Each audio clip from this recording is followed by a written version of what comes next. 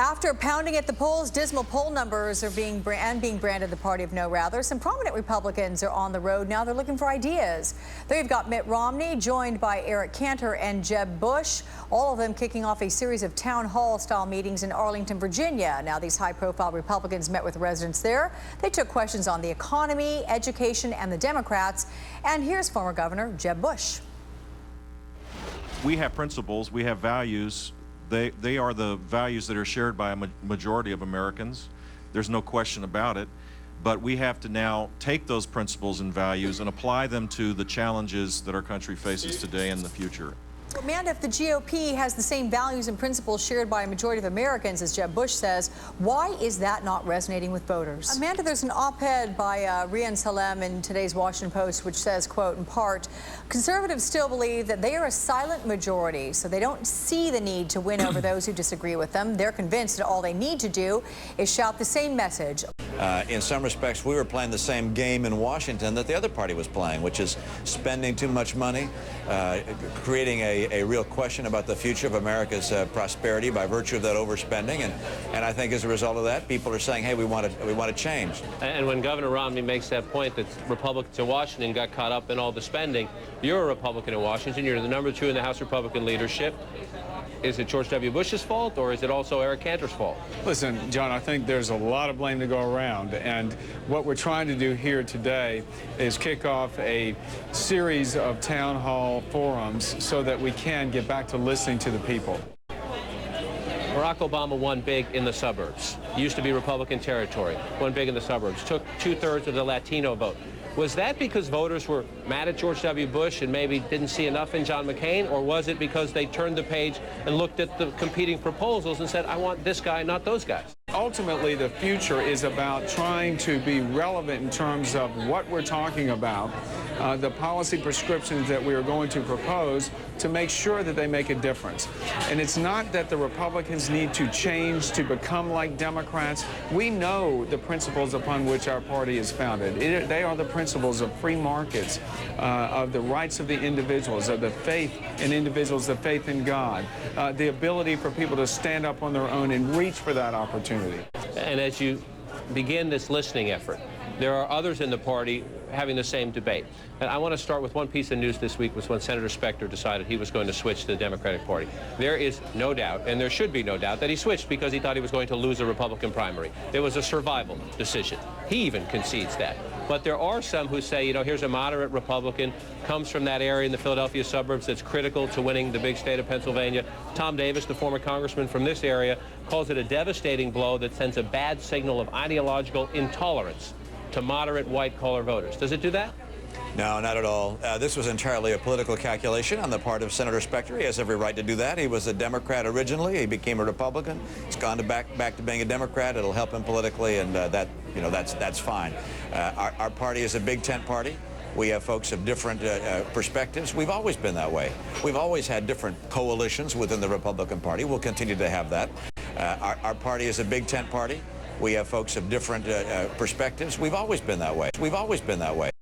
In 2004, a judge in Massachusetts tipped the balance, paving the way to same-sex marriage for the first time in history. But the governor of Massachusetts stood up, defending conservative values in our most liberal state.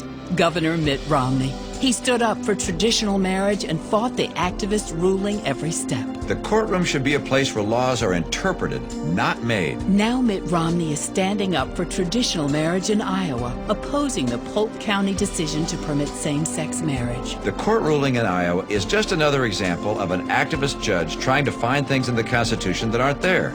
As Republicans, we must defend traditional marriage. One man, one woman. That's why Mitt Romney is supporting a federal marriage amendment to the Constitution. Defending marriage is the right thing to do.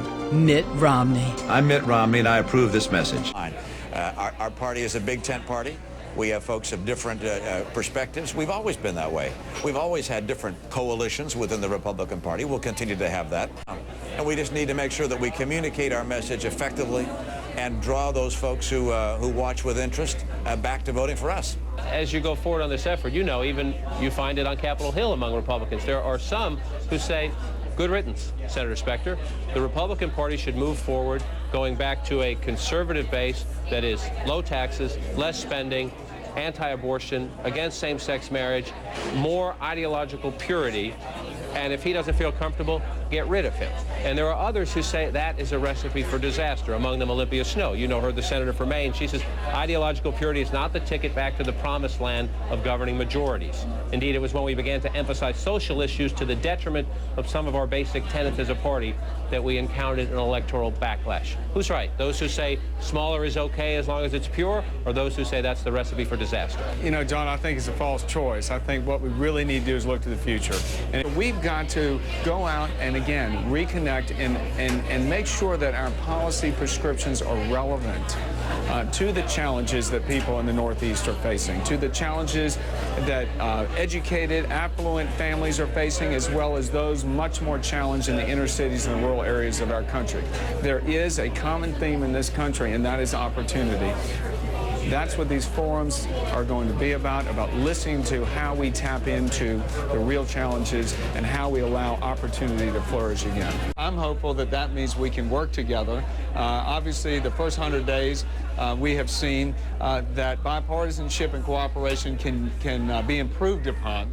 Since the last election, a number of states have moved ahead with same-sex marriage proposals. Some have done it legislatively, some have done it in other ways, some has happened through the courts, which I know both of you think is the wrong way to do anything, whether it's same-sex marriage or anything else. But if at the end of this conversation, you come to the conclusion that the consensus of the people you're talking to is to agree with what Steve Schmidt, John McCain's campaign manager, said, you know, the Republicans are viewed as intolerant because we want constitutional amendments banning same-sex marriage. If at the end of this conversation you think the consensus is leave it to the states, which was Dick Cheney's position, that was Tom DeLay's position, be federalists and let state by state make these decisions. Are you both willing to support that? My view I've laid out before, which is you really can't have different marriage provisions in different states and then expect people to be able to move around the nation and have different rights in different states. This marriage is a matter of national consequence. It's a status. It's not an activity, and as a result, there should be a national standard. And my own view is that marriage is a relationship between a man and a woman. And so if 5 or 10 states go that way, do you need to have a constitutional amendment, a national referendum? How do you deal with it? I think Mitt has made the point that there are federal implications, there are national implications to what one state does in terms of the status of a married person in another state. I share Mitt's views. I believe in traditional marriage between a man and a woman. It's been that way thousands of years.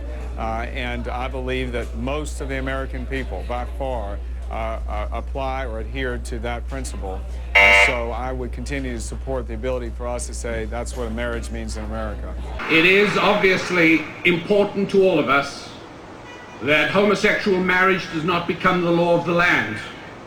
Let me tell you that for every logical argument we can bring to show that it's a very bad idea, the other side, spreading the stain of secular socialism, will bring 3 better arguments that it's a very good idea, and then it's simply our argument against theirs.